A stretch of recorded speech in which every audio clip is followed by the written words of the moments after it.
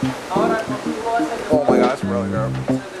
Hello everybody, my name is Manuel Mercedes, aka Manny. I'm back here to show you a recipe that means a lot to me, means a lot of my heritage. We're going to be making my grandmother's flan recipe with a couple of dishes just to make it a little bit fancier.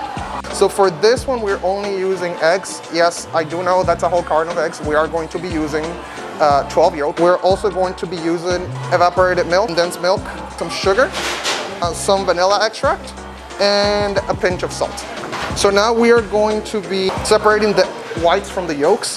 When it comes to flan, there are different ways in which you can go about making it. You can use all whole eggs. You can use all yolks, which is what we're going to be doing today. You can do a mix of two. And honestly, it doesn't matter if we end up with a little bit of whites in the flan itself, because being the majority of it yolks, it's not really going to affect the texture.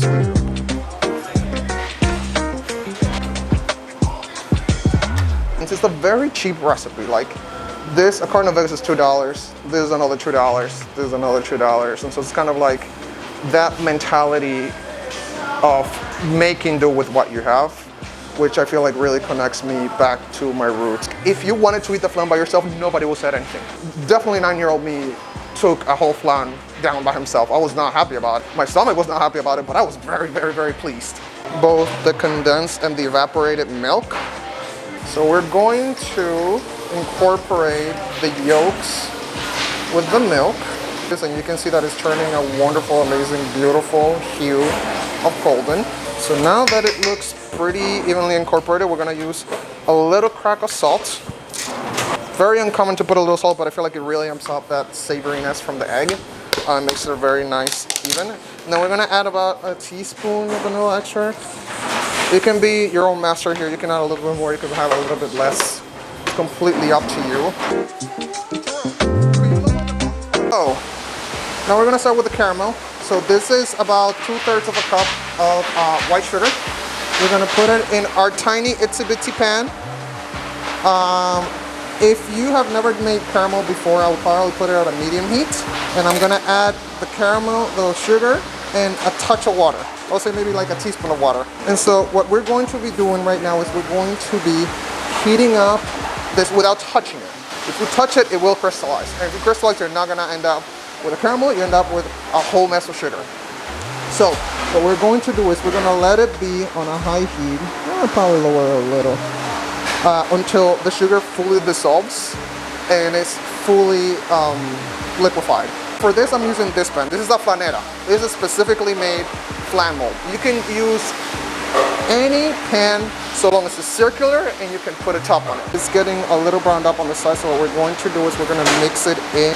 I know I said not to mix it together, but something worse than a sugar mess is a burnt sugar mess. So we want to mix it in.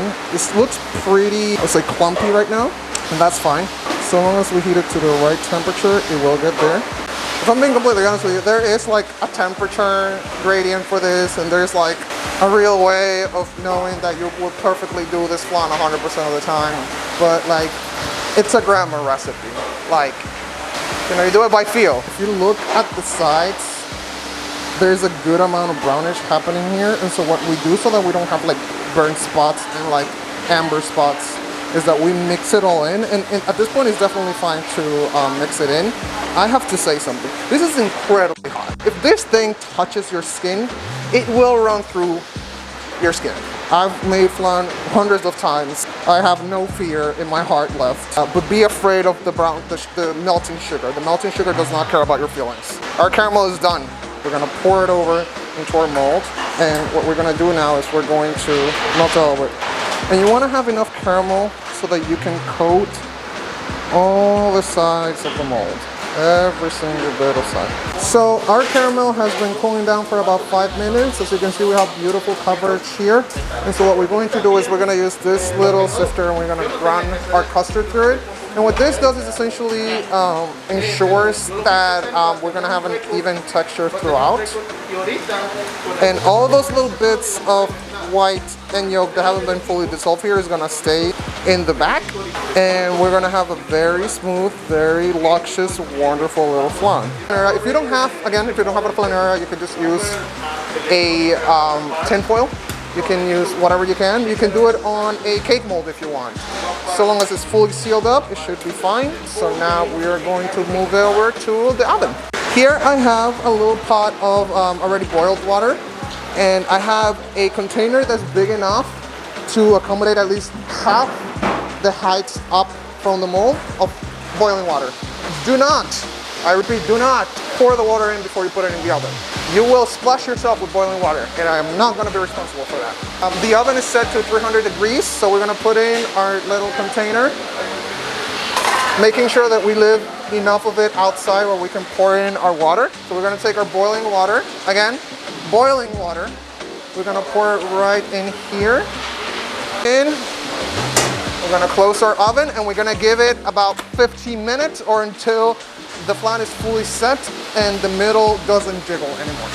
After your flan has been cooking for 50 minutes, it doesn't jiggle in the middle, and you can insert a thermometer in it and it says that it's 180 degrees, then it's going to be fully ready to go into the fridge for 6 hours. You have to let it sit at least overnight just so you can experience the greatness that is a fully set flan. We're gonna open up the swap. My technique is put a plate on top, pull it from the bottom, pray for your life, and then don't think about it too much. Flip it. You ready? Ready? There you go. So, now you're gonna see the reason why we only use egg yolks. There is literally no jiggle. Oh, look at that. Look at that. Our beautiful piece of flan. Look at that texture. That is just beautiful. So we're gonna serve our flan with a couple macerated blackberries.